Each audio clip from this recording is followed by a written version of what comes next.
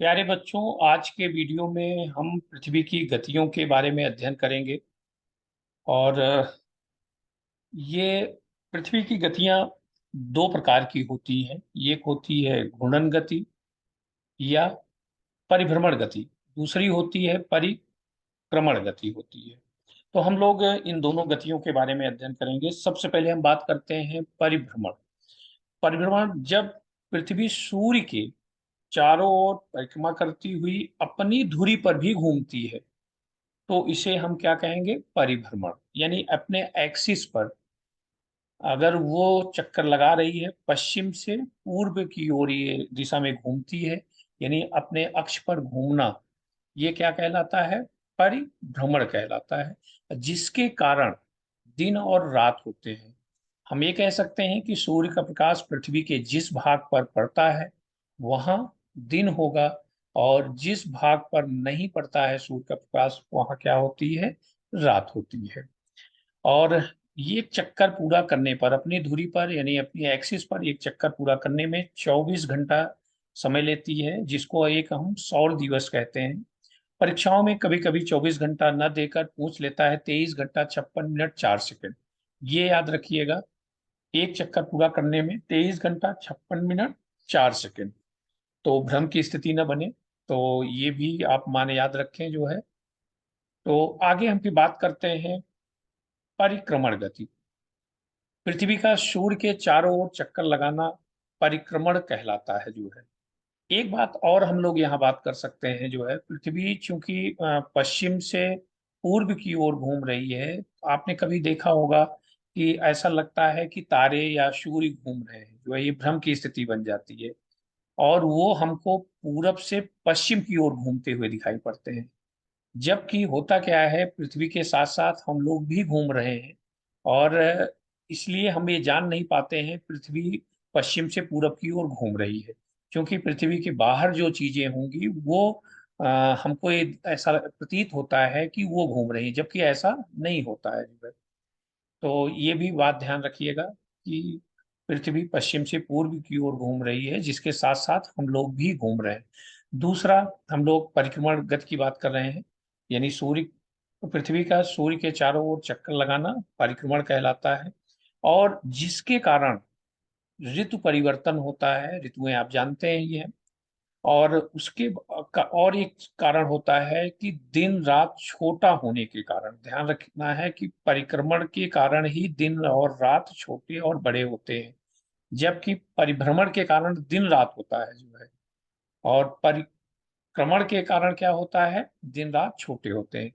अब बात आती है पृथ्वी सूर्य के चारों ओर एक चक्कर पूरा करने में कितना समय लेती है। तो इसके देखिए कई जगह अलग अलग डाटा मिलते हैं।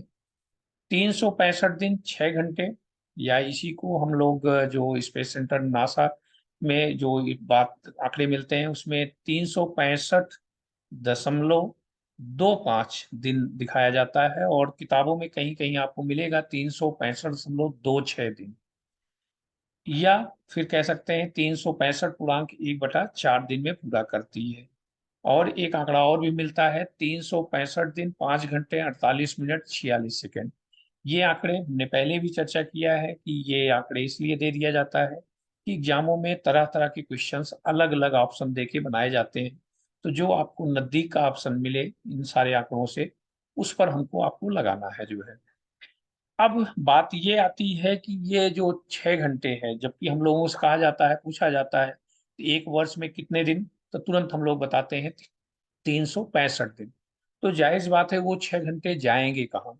तो उससे एक नया वर्ष बनता है जिसको हम लोग लीप वर्ष कहते हैं।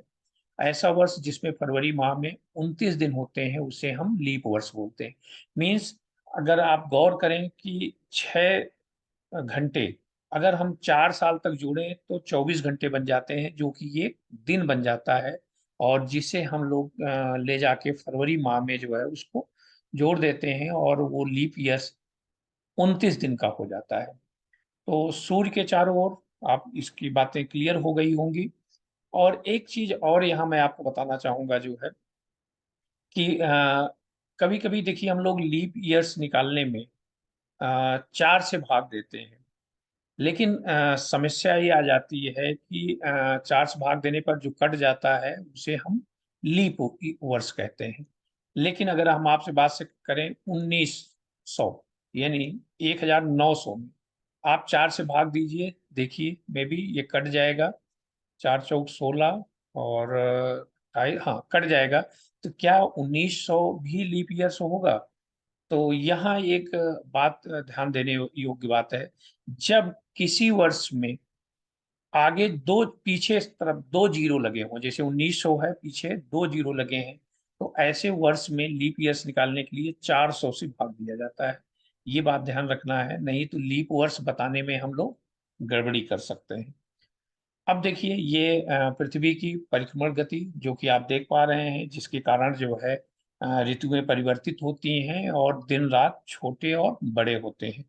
आप चूंकि ये दीर्घवृत्ताकार कक्षा में घूमते हैं, तो कुछ ऐसा समय आता है कि हम सूर्य के बहुत करीब होते हैं, और कुछ ऐसा समय आता है, ऐसी स्थिति आती है जो कि सूर्य से दूर होते हैं, जिसके कारण हमारा जो है ऋतुएं परिवर्तित होती हैं और छोटे बड़े दिन होते हैं। तो कुछ महत्वपूर्ण बातें ये भी जान लें। सबसे बड़ा दिन, और अमूमन देखिए हम लोग 25 दिसंबर को सबसे बड़ा दिन मनाते हैं, जबकि वाकई शुरुआत होती है उस दिन दिन बड़े होने की। तो ये भ्रम की स्थिति न रहे आपको। तो सबसे बड़ा दिन 21 जून को होता है। जायज बात है, उस दिन सबसे बड़ा दिन होगा तो सबसे छोटी रातें होंगी। तो दोनों बातें याद रखें, सबसे छोटी रातें 21 जून को, सबसे बड़ा दिन 21 जून को।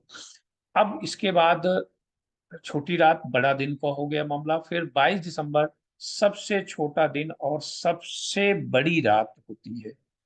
आप समझिए उसी के बाद से हमारा दिन क्या होता है, बड़ा होना शुरू होता है धीरे धीरे जो है। और उसी को हम लोग 25 दिसंबर को हम लोग मनाते भी हैं क्रिसमस डे के रूप में। और उसके बाद 21 मार्च और 23 सितंबर, जो कि दिन रात दोनों बराबर होते हैं। आप फिगर में देख सकते हैं जो है, अभी पीछे हमने आपको फिगर दिखाया था जो है, जिसमें कि आपको ये दिन रात बराबर होने वाली स्थिति दिखाई गई थी जो है।